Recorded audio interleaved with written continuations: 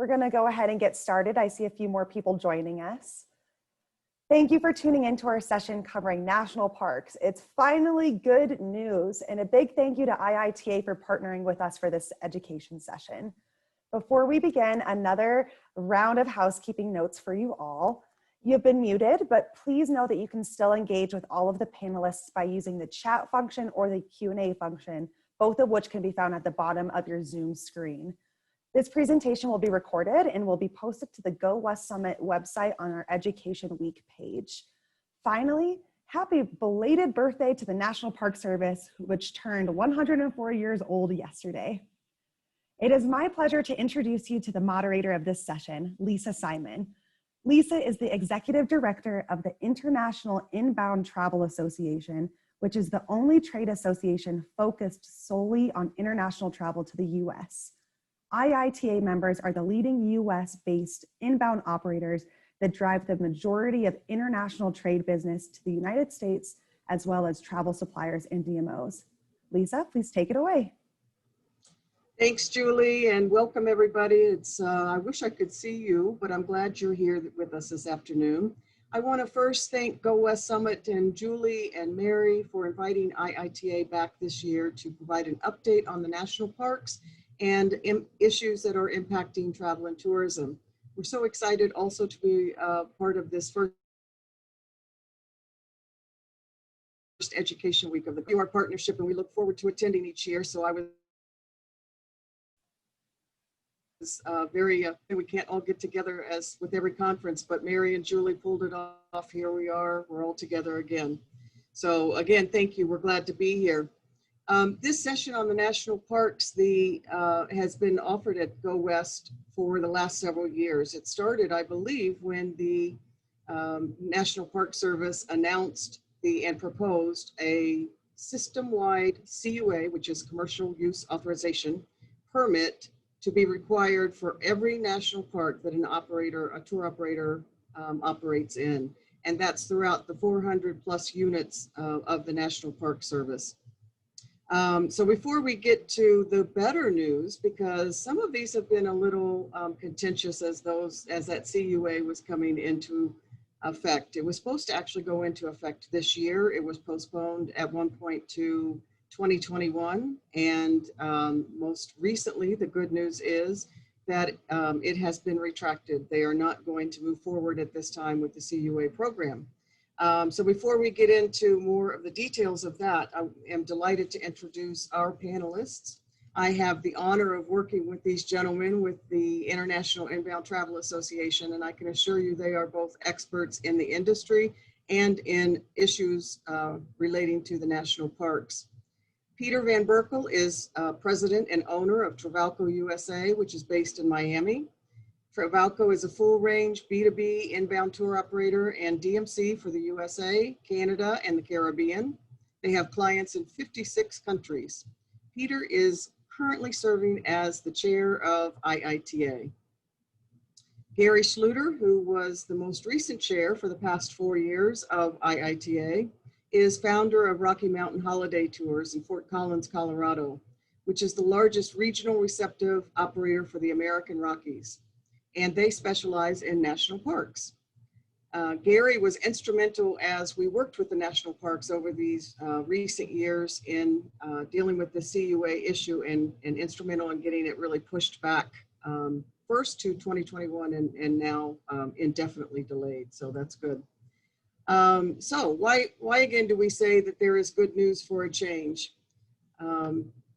First, again, the CUA, it was going to be a financial and administrative burden on the tour operator, and while the National Park Service was working to make it more palatable, it would have been, or it would have had significant consequences.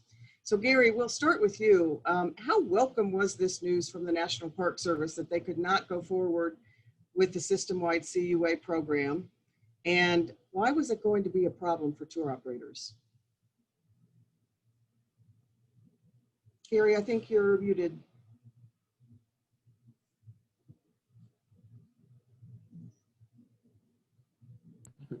There, Mary got me going again. Can you hear me now?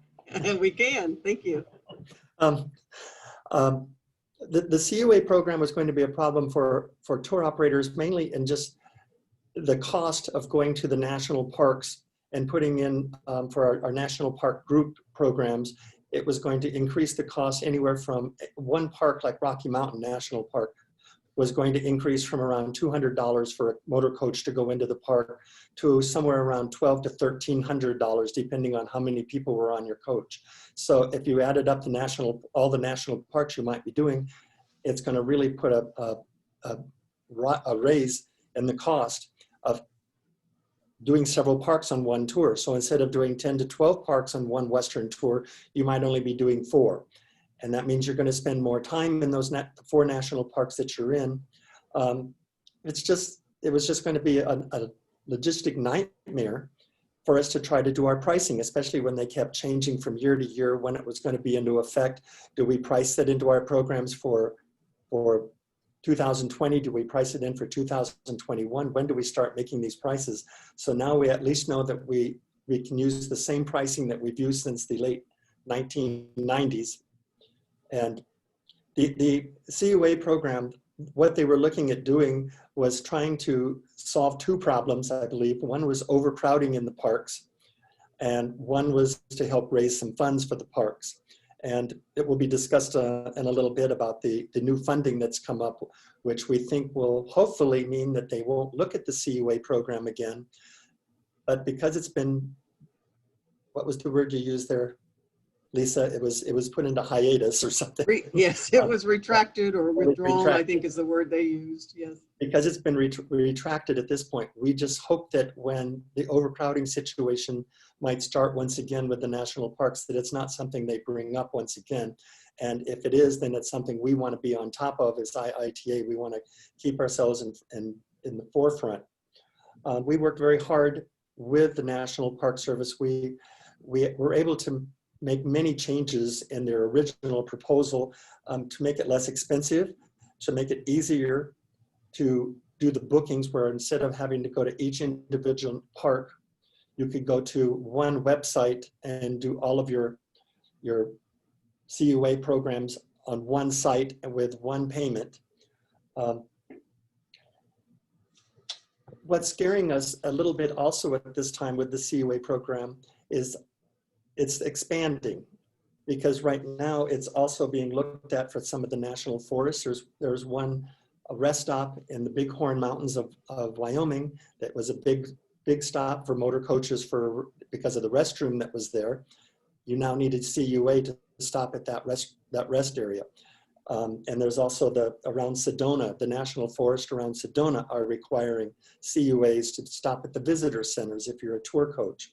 And cities, Colorado Springs, Garden of the Gods is looking to have CUA program for motor coaches. And so it's just something that's been started by the national parks, but it's starting to expand, and it's just going to become more and more difficult to control and to even know what's going on.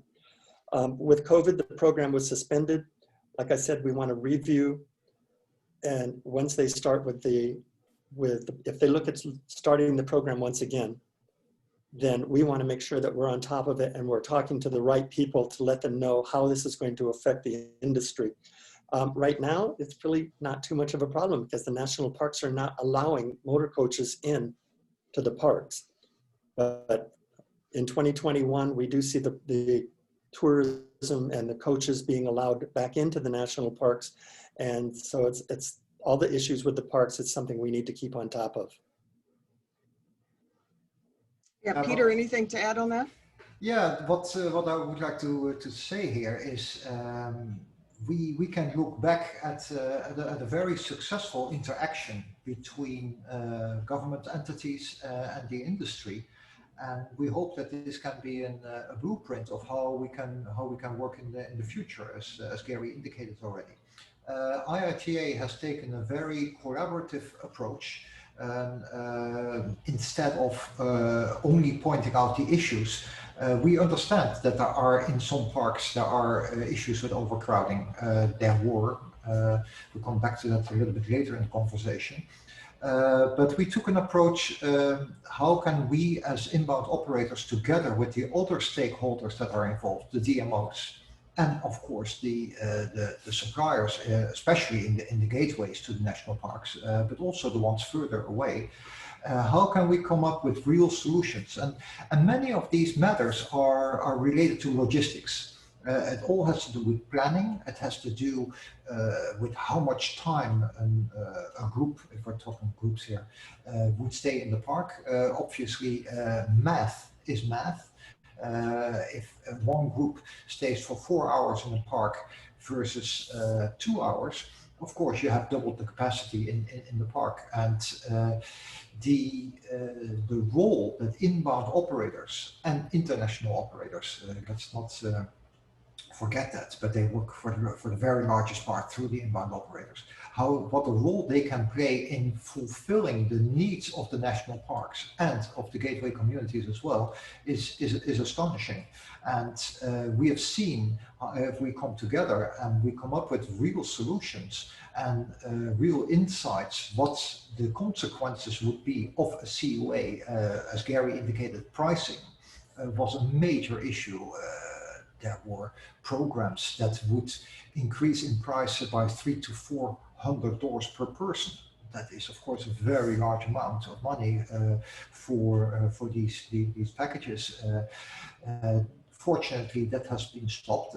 On the other hand, also, as Gary also indicated, the national park admission fees have not increased for many years. There are funding issues, although we have some good news there as well. Not that we were too much involved in that, but there are some.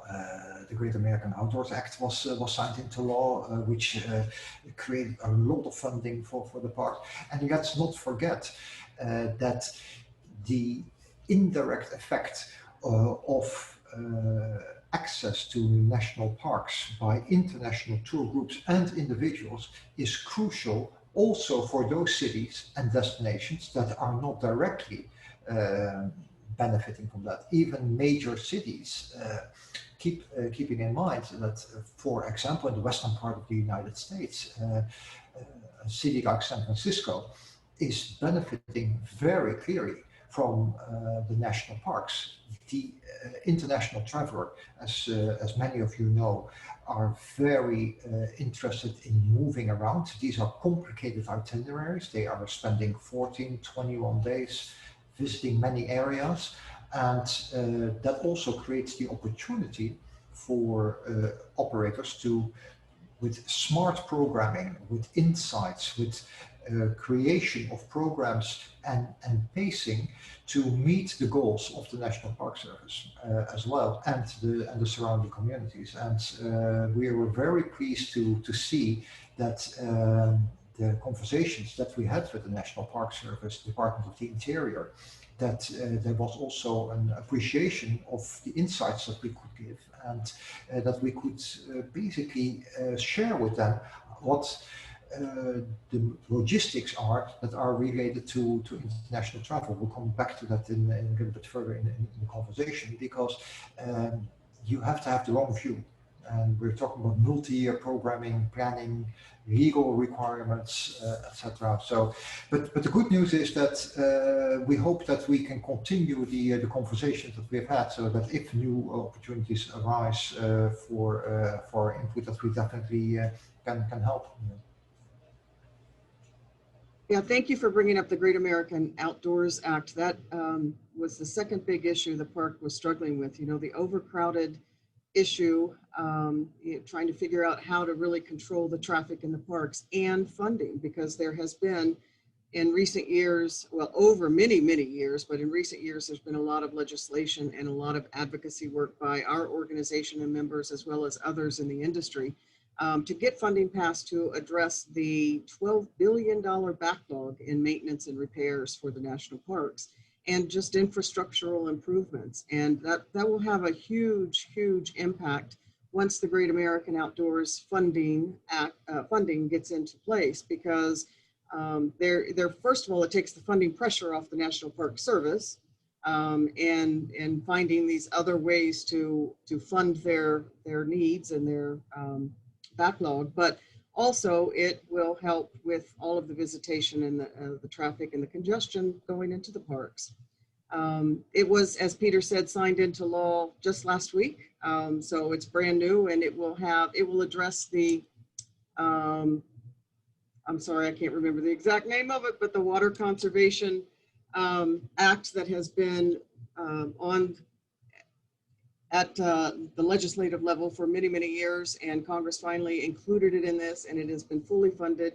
So water preservation and conservation will be included in this. And then there was $10 billion dedicated over 5 years, the next 5 years, for the national parks infrastructure and these maintenance and repairs. So toward that $12 billion deficit, there is a $10 billion commitment. So that's pretty good. We're very pleased with that. So Gary, at the same time we were dealing with the CUA program issue, we were also dealing with another issue that kind of popped up out of the parks in the Western region. And they were considering a reservation system. And there is a reservation system for individuals, but they were planning to, and you can fill in the details here, but they were planning to expand the reservation system for group tours. And that caught the attention again of the National Park Service, and they were considering making that a system-wide reservation system for individuals and for groups.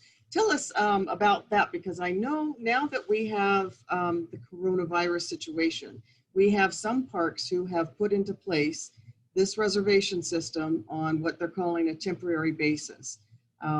How's that been working? I think you had some personal experience with that, and also just from your company standpoint. How has that been working, and how do you see it going forward?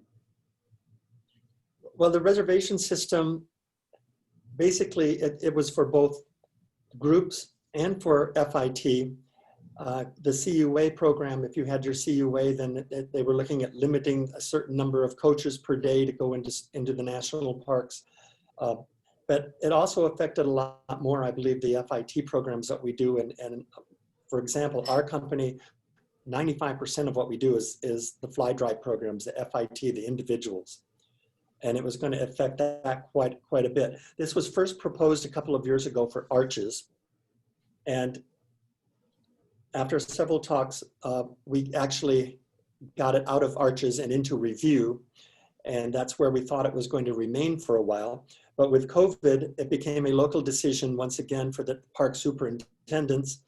And it was a way for the park superintendents to look at spreading out the visitation to their parks so that they didn't have 50% of their people showing up very, very early in the morning. Right now, the parks that I know of are Yosemite, Rocky Mountain National Park, Arches, and I believe the Zion Shuttle all have these timed day and hour entrance reservation systems.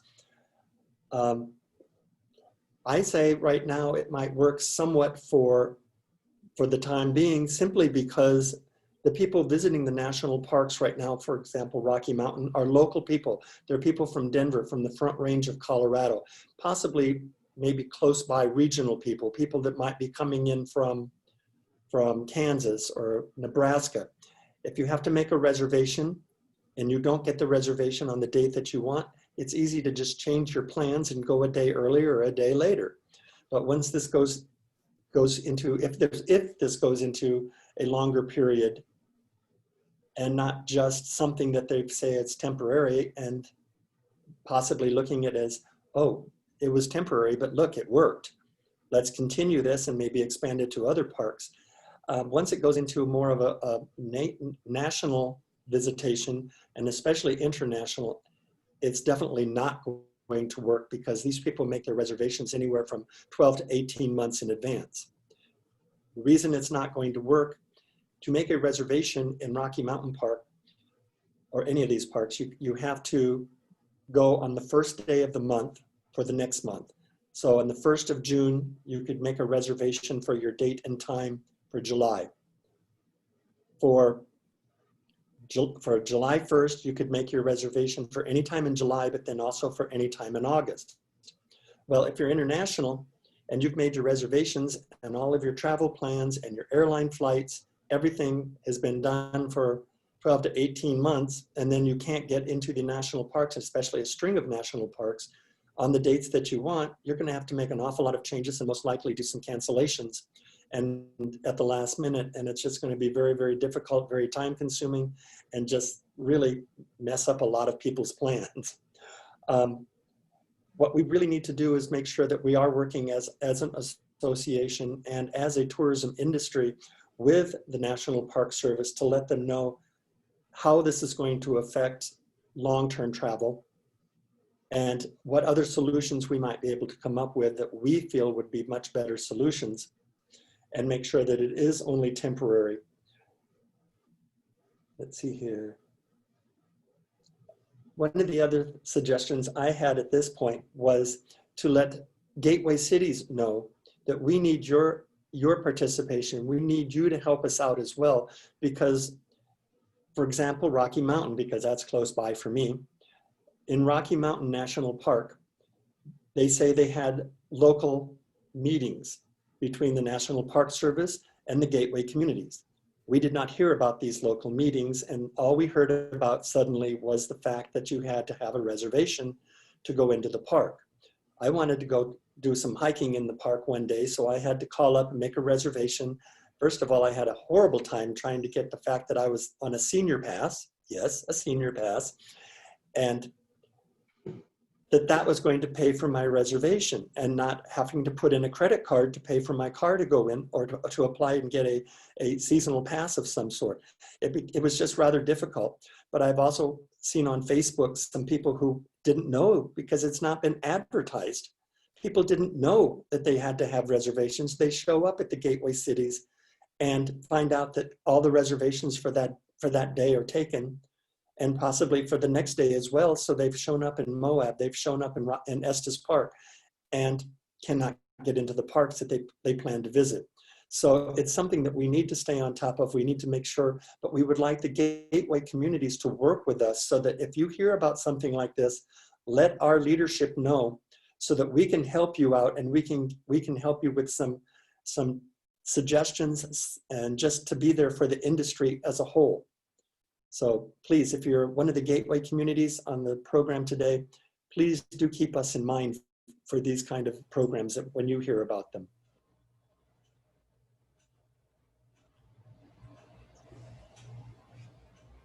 Sorry, I was on mute. Great suggestion, Gary. Peter, am I correct in saying that their group tours aren't allowed to the parks yet? Is that correct?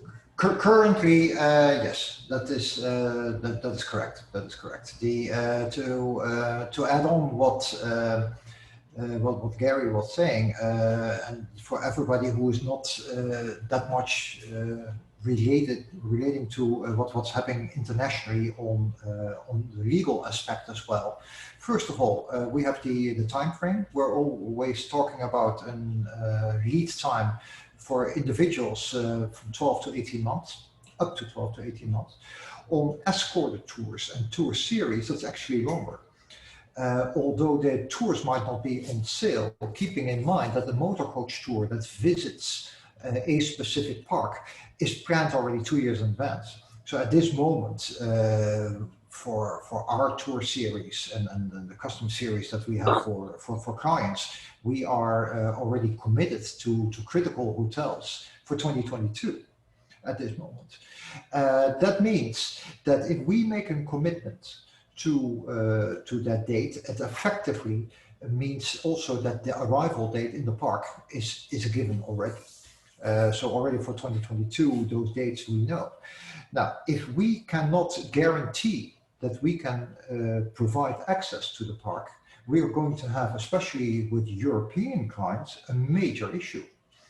Consumer protection laws are very specific, and it basically boils down to this. If it can be foreseen that access would not be possible, which would be the case because if there would be a lottery system or such, then if the tour cannot take place in that park, clients are entitled to compensation.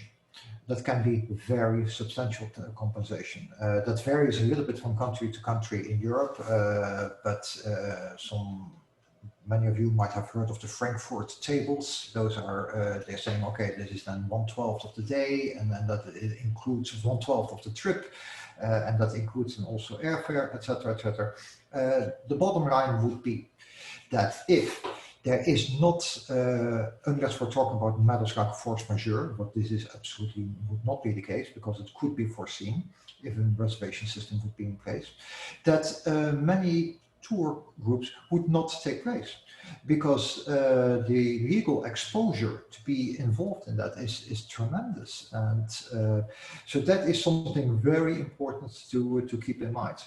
This does not mean that the industry cannot help the Park Service to meet their goals with spreading the arrivals.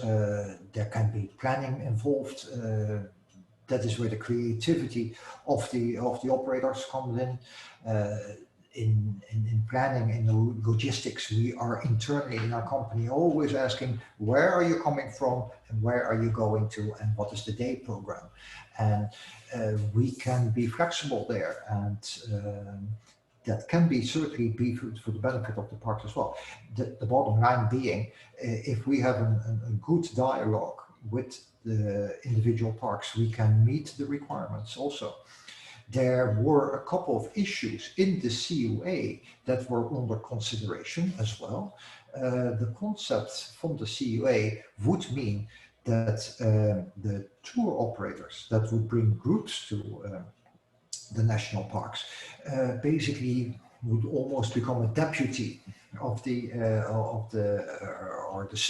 co-steward of the land, in the sense.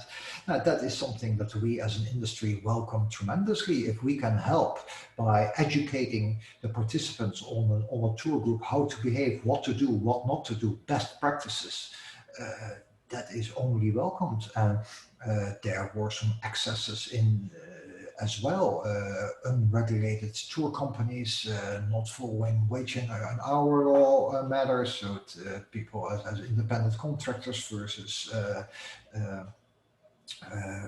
employees, etc., etc. That we all understand, and there, with a good dialogue, we believe that we can be very helpful in meeting the goals and making sure that we are spreading the joy, because what we have seen is also that is the power of planning, the power of persuasion, the power of the package, if you want to call it that. That's the ability to steer and to convince visitors by creating itineraries that they can have the best possible experience. If you're a first-time visitor to the national parks, of course you're going to see the highlights. You must see the highlights, but that does not mean that you only should see the highlights. And sometimes if there is overcrowding going on in a specific park, the highlight might not be the highlight anymore. It might be the most well-known park, but that might not be necessarily the best experience. Therefore, what we can do also is we can spread visitation to other parks as well by offloading time slots from the major park, but staying maybe a little bit shorter, but still having a fantastic and very diverse experience because of the uniqueness that the parks have to offer us. So once again, there are some tools that we need for that. We'll come to that in a moment, but that is definitely something to be considered by the parks. And I can only encourage everybody that is involved in the national parks also to join us as IITA from a membership perspective. We need your help here, and it doesn't make a difference whether it is a statewide DMO or a national DMO or local. All the suppliers, the stakeholders are very much involved. There is an enormous amount of investments going on by gateway cities. We have to make sure that all these accommodations, of course, will be able to receive the clientele, because if these reservation systems would not be would be applicable, that would have a very dramatic negative impact on the parks environment, because less people will be able to come. If I could give just one more Your example. comments are, oh, yeah, go ahead, Gary. If I could give one more example that I just saw in my notes. It's sort of like for the national parks for group and for FIT, because a lot of the groups that I work with out of Europe are motorcycle groups. And if I have, I mean, I've got every group from this summer is already booked for next summer. But if you have a group of 15 to 20 motorcycles, those are all individual vehicles, even though it's being sold as a group. And if every one of those people who have a motorcycle on July 1st next year needs to go onto the computer and make a reservation for the proper date and time, and you have to have 20 people making sure that they get on the proper date and time so that they can travel as a group, 2 or 3 of them don't make it, you've got a big problem. So, I mean, it's the reservation system.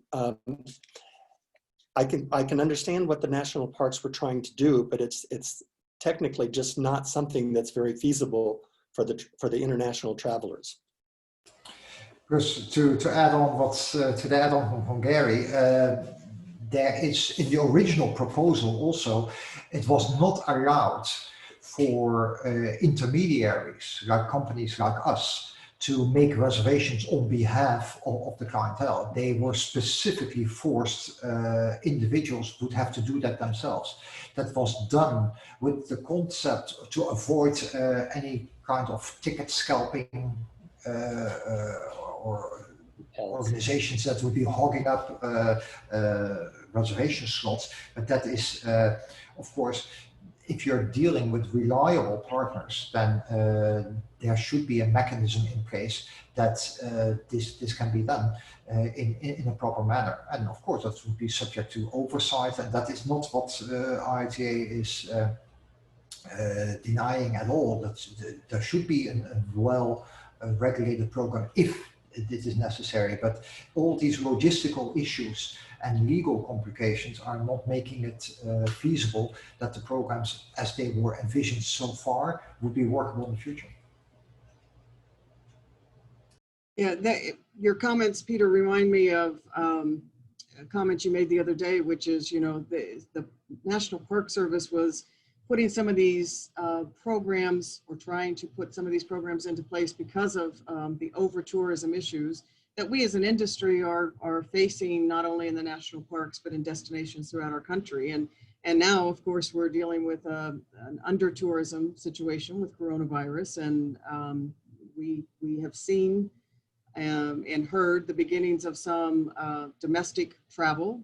And you know, I'm just wondering if you could elaborate a little bit about how suppliers and DMOs can work with companies like yours and Gary's to really get things regenerated for not only the national parks, but for destinations throughout the country.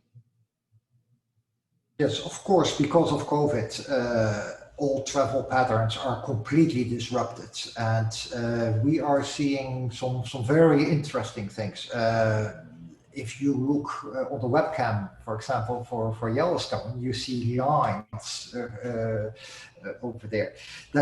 So yes, there are pockets. There are definitely pockets of a lot of visitation, but you have to see it a little bit larger. Of course, the visitors to the national parks are domestic visitors at this moment. They are the nearby drive markets for large parts. There are capacity issues at this moment, but it is also expected that once international travel will resume, that also will have a tapering effect on the demand from the domestic US market. The US domestic market cannot go to Europe, for example, at this moment, or to other destinations in the world. And they are finding in their own country, of course, here in the US, we're finding the ability to visit national parks. It will definitely create a reappreciation domestically for national parks, because it is quite often underestimated what the parks have to offer. But the moment when international outbound travel is possible again, we can expect that the travel patterns will come back closer to what they were before. Now, we are seeing that under tourism is almost as harmful as over tourism. Many gateway communities, it is extremely obvious. Also, there is so much capacity in the national parks, and let's not only concentrate on the national parks, but also state parks and even city parks that have so much to offer that it is necessary that these parks are also getting their fair share. They want their fair share. Now, it is, of course, you cannot compete with the legends and the uniqueness of a Grand Canyon, and you should not. But how can you complement that to get a very complementary view of what the national parks have to offer? Keep in mind that national parks are a major consideration for the decision to travel to the United States. We all know the facts that the international market, although not the absolute largest group, proportionally, national parks are visited very much by international visitors, and the local economies are benefiting disproportionately much from the international markets. So the expectation is that we will see the travel patterns coming back to what they were before. Of course, the Asian markets can be different than European markets versus Latin markets. National parks are extremely popular in Europe, also in Asia. We're seeing some changes and shifts from what is going to develop in the Asian traffic to the US. Of course, we have to see how this all works out. However, the most important part is that if we keep planning to work with these parks and with these gateway communities to spread the volume, and we are discovering that there is actually a lot of untapped potential and an untapped inventory if we are smarter logistically about it.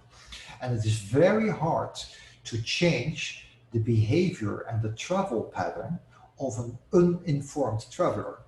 And therefore, the golden opportunity is to deal with operators who are creating programs and which can be completely customized, but they are in a position to steer business to specific areas, and therefore also meeting the needs of communities and the parks and the clients at the same time. So we only encourage to keep doing and keep the conversation going, and that we have a seat at the table so that we can create these programs and these solutions.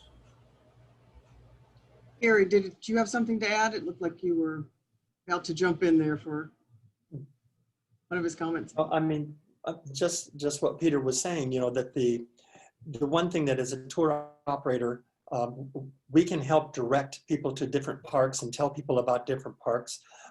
We can also try to talk to people like Brand USA and tell them these are parks that really need to be promoted, and try to through promotion try to get people into what might be called the secondary parks. Instead of spending 2 or 3 days in Moab going to Arches and Canyonlands, spend a couple nights in Moab. It's still going to be busy there, and then spend some time in Colorado National Monument, 90 minutes away.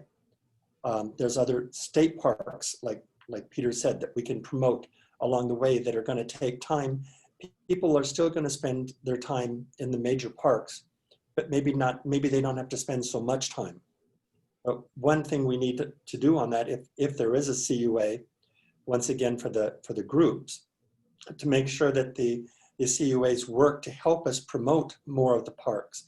And one thing I know Peter had talked about before several times in some of our meetings with the CUA is to see something like a golden pass, where a motor coach visiting several national parks could pay for one golden pass, and that pass would be good for as many national parks as they wanted to visit within a 2-week or 3-week period. So you're not paying for each individual park, but you're paying for a period, so it can only be used for that group. And try to come up with some of these ideas for the national parks, for the National Park Service. That was actually, when we mentioned that to the National Park Service, they thought it was a wonderful idea, but they had to look at it and it would take them a few years to try to implement something like that. But that's what I feel IITA and can do. We can actually come up with some of these solutions and give them to the National Park Service. So it might take a few years, but maybe something that they can look at in the future. Well, on that note, I might add that we have a new acting director of the National Park Service, Margaret Everson, comes to the Park Service from Fish and Wildlife. I believe she is the 4th acting director in the last 3.5 years. How do you think we can continue to build some momentum with the National Park Service with that kind of turnover? And if we, I guess, how can we best educate her and continue to make some momentum to move these initiatives forward? Well, I think what we need to do there is just make sure that we are communicating and continuing our communication. Yes, she might be the new director. We were finally getting somewhere with David Vila, who was not actually the director. He was the acting director because he had never been confirmed by the Senate. But even with this new director, I don't know if they would try to rush her through to get confirmed so that she would still be director if a new administration comes in, or how they plan to do something here. But we also have some of the other people that work with the National Park Service that we've been working with, and we just need to make sure that we keep up our communication. Some of them are the ones that seem to be making a lot of the decisions and then pushing them higher up and higher up. What helped with the CUA is it ended up on the desk of the Department of Interior, Senate Secretary Bernhardt, and it never got off of his desk before the virus hit. So that helped us out a lot. I would like to add something to this. We in the past we have made trips to Washington, and I must say the dedication of the staff that we met with, especially just under the level of the director, is amazing. The Department of the Interior, especially National Park Service, they are extremely dedicated to the mission of the park. They are completely apolitical. They are very much concerned to do the right thing.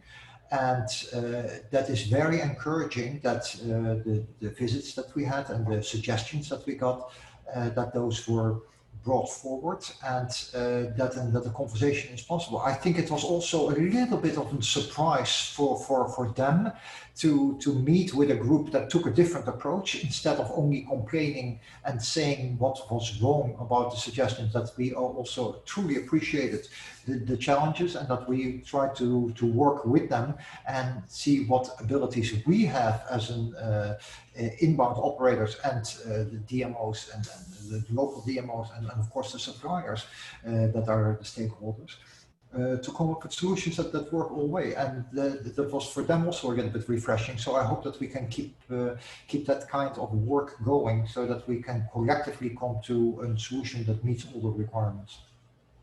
You make an important point, because IITA's role is to really bring the voice of the international inbound industry together to their attention. And it really is important that our members and the industry, get behind any position that we take on these types of issues, which I think it was pretty united on both the CUA and the reservation system in these past few years.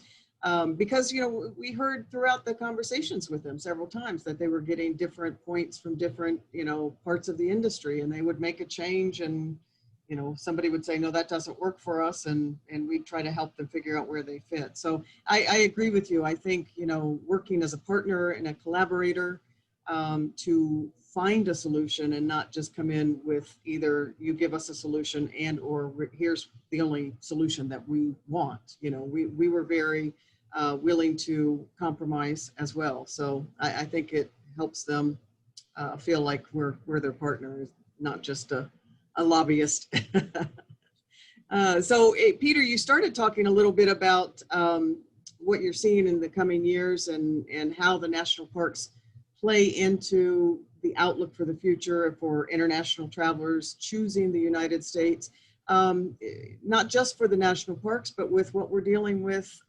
What I'd like to hear maybe what both of you think about international inbound, what you're hearing from your clients, what they're expecting in terms of, coming back into the United States and what they're doing. I think, Gary, you mentioned that most of your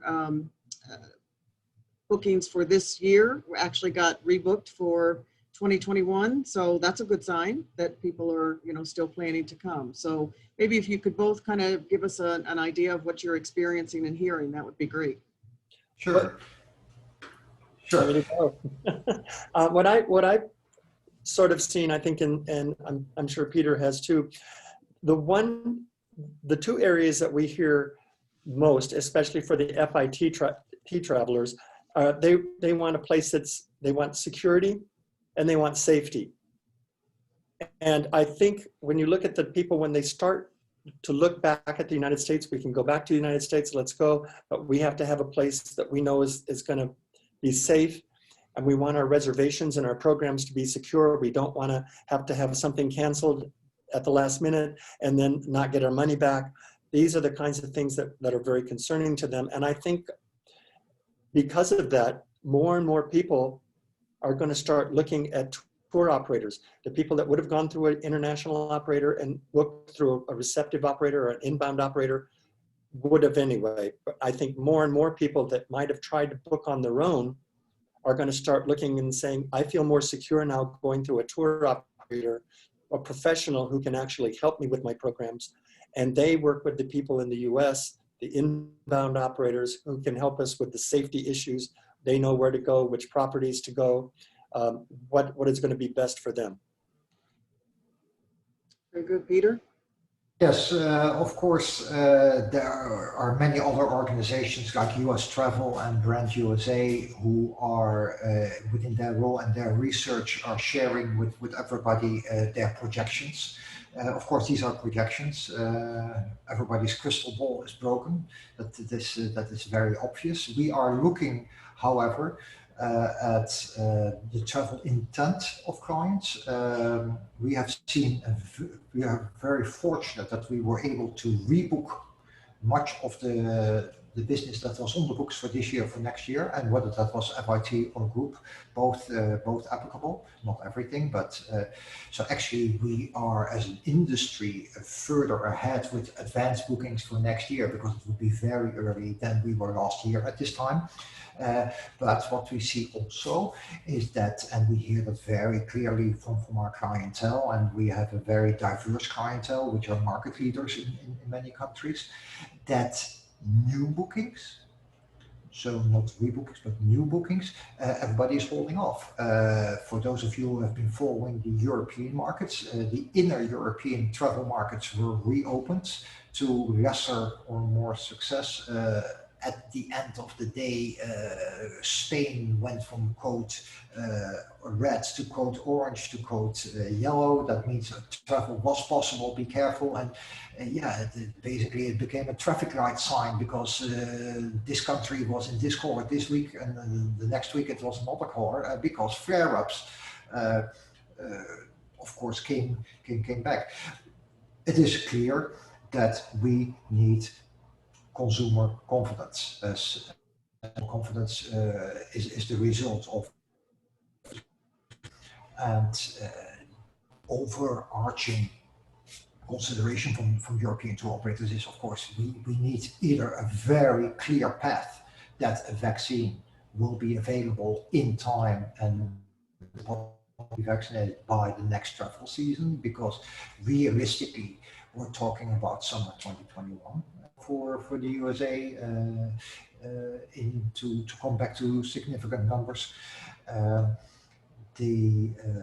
or therapeutics, or most likely a combination of both of those. We see that the travel intent definitely is there. We have to keep in mind also that the United States is a different kind of destination than a European beach destination, which can be substituted one for the other if you go around the Mediterranean. This is a bucket list destination. This is a destination that is so diverse that we have many clients coming back multiple times to explore different parts of the country. So travel intent is absolutely there. And there we don't have to worry about that. Economic impact will be shielded a little bit from the limit myself to the European markets because of all kinds of government support programs. The economic impact and downturn of the economies in many European countries is less than it is here in the United States or in other countries around the world. That should bode well for disposable income. Of course, there is going to be a hit. That is very, very clearly the case. But we see that the business will be coming back, and we can make all kinds of projections, and you can say, well, next year would be 50% of what it was in 2013 or 2019, and or you can throw a dart into another direction. We will see the moment when we have the vision that there is clarity on vaccination, what the bookings are going to do. We have seen international that there was a very early booking, so we're getting bookings already for next year, and especially in the fall already for next summer. It is expected that that is not really going to happen until the Christmas periods. And unless there is a very clear path forward with vaccination, and we hope that that will coincide so that we can expect a booking pattern that is sustainable. National parks will remain key. There will be perhaps a slight hesitation for group travel. In specific cases, but we have to be pragmatic here also. A lot of transportation companies are looking at all kinds of mitigation and prevention solutions. We are all dependent on air travel. So I think the best thing to do is to take our cue and established and accepted practices as they are applicable by the airlines, to translate those also into coach transportation where applicable. And the information that I get from transportation companies is that they are totally ready to do whatever it takes to get this restarted again, because that is what we are looking at. We have to look at this restart, which will definitely come with the proper level of confidence from the international visitors. There's a lot of work to do to get that restart going and build that consumer confidence, but 2021 sounds actually pretty good in terms of the intent, so fingers crossed we'll move forward with that. We do have a few questions, and I know we're running down on time, Julie, and I would appreciate if you just go ahead and give us the questions, and we'll see what we can get answered. Absolutely. I think we can rapid fire a couple of these. All right. The first question is a clarification question. Are motor coaches allowed in the national parks? At this moment, no. Group travel is not possible in the national park at this moment. Okay, thank you.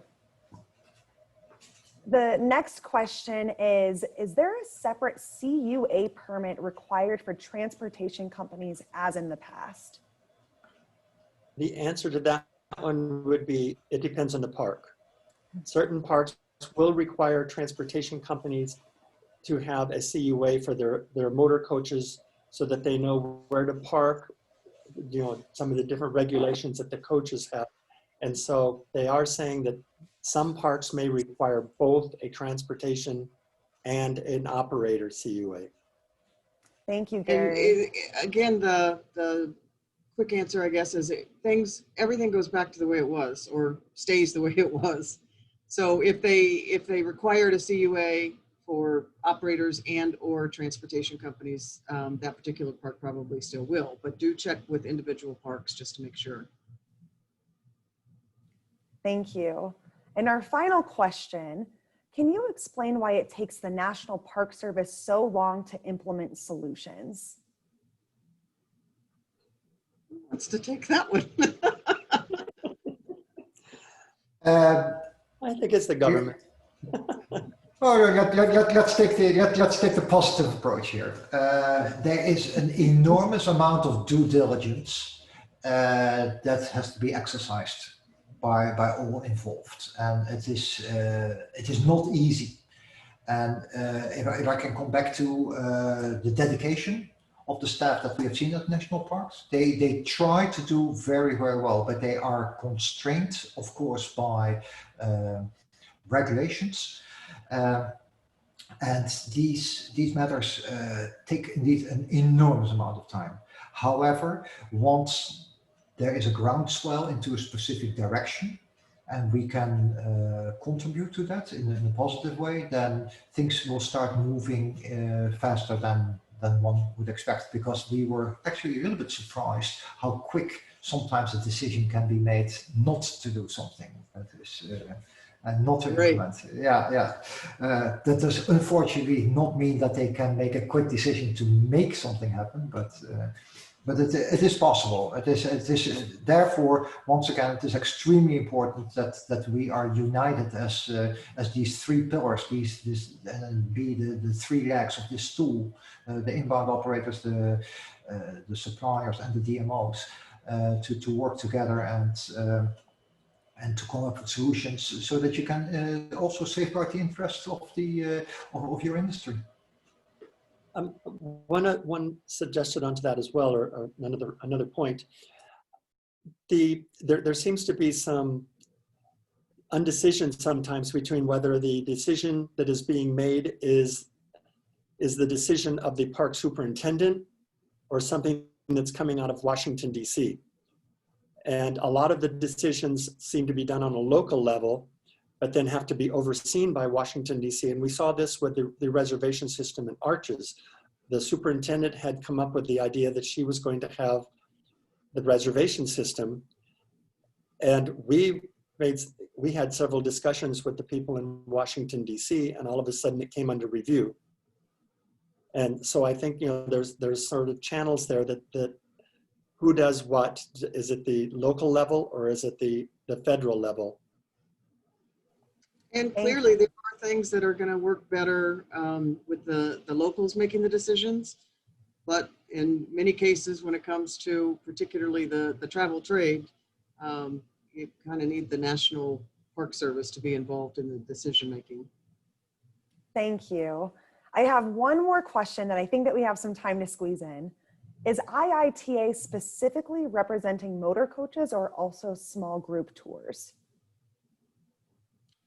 Actually, IITA specifically represents the inbound travel industry, which includes motor coach group travel, small group travel, and probably primarily FIT travel, which is independent travel, individual travelers. Thank you for clarifying that for us. All right, I think that we're out of time with 1 minute to go. So thank you all so much for joining us today. And a big thank you to Lisa, Peter, and Gary for talking on this important topic for all of us. And this recording will be up on our website later today if you'd like to review it. Thank you all so much. Bye. Thanks, Julie.